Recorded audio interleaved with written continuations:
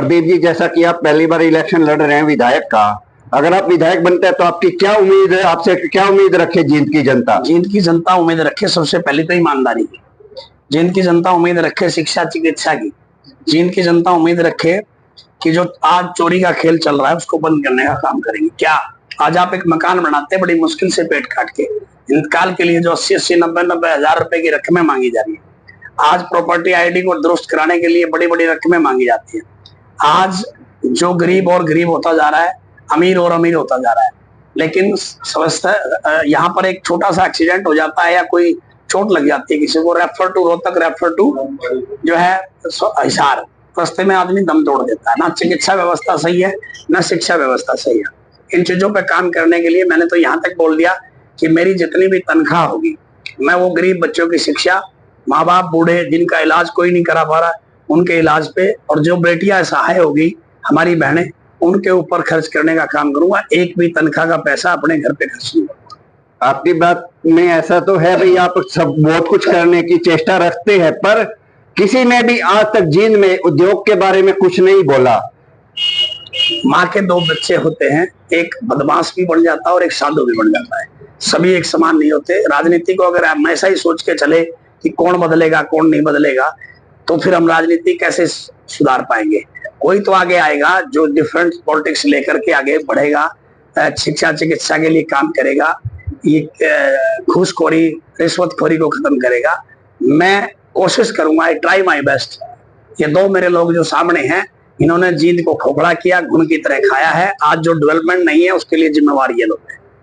ये तो ये कहते हैं कि हमने तो नो नेटवर्क दे दिए हैं, उससे उद्योग आएगा। यहाँ पर क्या उस उद्योग से तो, उस नेटवर्क से तो कोई उद्योग आने की किसी ने हाँ भरी नहीं है। मेरे पास ले आओ, सामने बिठाओ, डिबेट कराओ, हम पूछेंगे। ऐसा नहीं है, अब हम पढ़े लिखे लोग हैं, हम ऐसे नहीं मानने वाले लोग। हमें ये जवाब चाहिए कि कैसे करेंगे, आपका रोड मैप क्या है। मेरा रोड मैप मैं बता देता हूँ। मेरा रोड मैप तो ये है, अगर मेरे को देहात के लोगों ने मदद कर दी तो देहात के अंदर बहुत सारी समलाती जमीन है।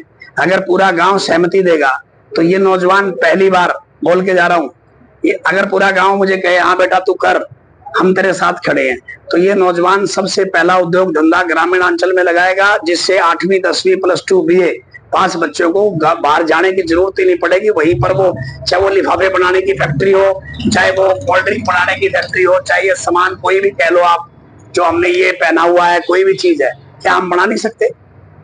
हम बना सकते हैं, लेकिन सोचते नहीं है, जरूरत नहीं है। अगर गांव मुझे मदद करेगा तो मैं सौर ऊर्जा उसी के ऊपर लगाऊंगा। गांव की 1 मिनट बिजली नहीं जाएगी, 1 पैसा लगेगा नहीं। बताओ, इनका रोड मैप है? तो सोच पे फर्क है, सोच नहीं है। सोच है ये कि रजिस्ट्री कलर किसको बिठा दे, माल ज्यादा कैसे आए। सोच है ये कि बार बार रोडों को तोड़ करके दोबारा बना दें, उसका पैसा वहां से, उसका पैसा वहां से बटोर लें और फिर अपना आराम करें। फिर जनता को जब दोबारा वोटिंग का टाइम आए तो मोटा पैसा देकर के खरीदना शुरू करें। पैसा अभी जो पकड़ा गया उसके बारे में भी विधायक जी ने चुप्पी साधी हुई है। हमने कई बार पूछ लिया लेकिन कोई जवाब नहीं मिल रहा। आपसे अंतिम क्वेश्चन होगा हमारा, राइट टू एजुकेशन। इसके ऊपर आप क्या कहना चाहेंगे? आप तो अपने स्कूल में दे रहे हैं, पर सरकार ने क्या किया है राइट टू एजुकेशन में? प्राइवेट स्कूलों में गरीब बच्चों को शिक्षा देने के बाद थी, पर अब वो सरकारी स्कूलों में ही दे रहे हैं। 134 से जो बनाया उसमें क्या होता है, 134 से में गरीब बच्चे पढ़ते हैं, ठीक है, हम लोग देते हैं उसको। लेकिन बहुत सारे, मैं ये कहूंगा कि सरकार के अंदर खामियां हैं। सरकार को स्कूल को पे करना होता है, सरकारों ने आज करोड़ों रुपया पे ही नहीं किया। जैसे आयुष्मान कार्ड, कहने को आयुष्मान कार्ड है, फेंक के मारते हैं डॉक्टर्स। क्यों मारते हैं पता है? क्योंकि वो पैसा जो सरकार को डॉक्टर्स को देना है, हॉस्पिटल्स को देना है, वो आज अरबों रुपया पेंडिंग पड़ा है। सिर्फ योजना को लिखने से योजना नहीं होती, योजना को इम्प्लीमेंट कैसे किया जाएगा, आप निभा भी पाएंगे कि नहीं निभा पाएंगे, वो बहुत ही बड़े विषय हैं। इन बातों में चर्चा करूंगा तो लंबा समय लग जाएगा। फिर जींद की जनता से आप क्या अपील रखते हैं? मैं यही कहूंगा कि एक तरफ दो ऐसे महानुभाव हैं जिन्होंने आज तक आपको लूटने का काम किया, जींद को खोखला करने का काम किया है, जींद के अंदर कोई डेवलपमेंट नहीं की, अपने परिवार और अपने चहेतों की डेवलपमेंट की है।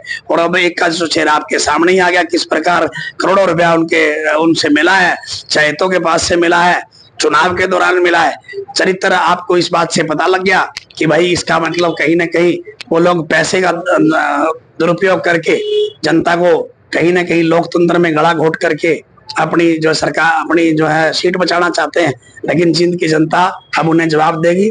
मेरा संदेश यही है कि मास्टर के बेटे को, आम कर्मचारी के बेटे को, किसान के बेटे को गन्ना किसान चुनाव चिन्ह पर अगर आपने चुनाव जितवाया तो 100% आपके लिए काम करेंगे, आप डेवलपमेंट के लिए काम करेंगे, चिकित्सा और शिक्षा के लिए काम करेंगे। धन्यवाद।